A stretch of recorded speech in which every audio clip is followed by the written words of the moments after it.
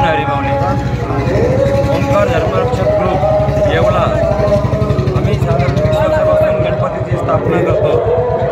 हे मंडळ मागच्या वर्षापासून यांनी निर्धार केला की आपल्याला डेकोरेशनला काही सुरुवात करायची, म्हणून आम्ही एक विठ्ठलाचं प्रति पंढरपूर निर्माण करण्याचा चर्चा केली व त्याप्रमाणे आम्ही पांडुरंगाचे प्रति पंढरपूर इथे उभारलेले आहे।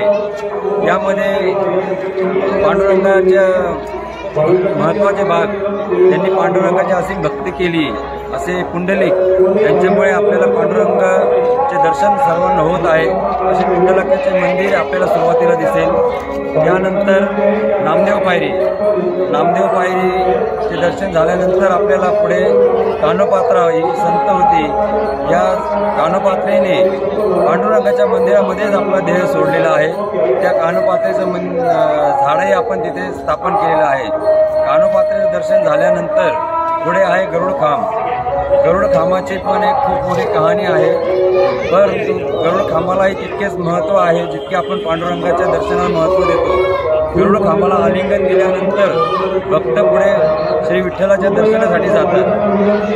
श्री विठ्ठलाच्या पायावर नतमस्तक झाल्यानंतर ते माऊली रुक्मिणीचे दर्शन घेऊन बाहेर पडतात।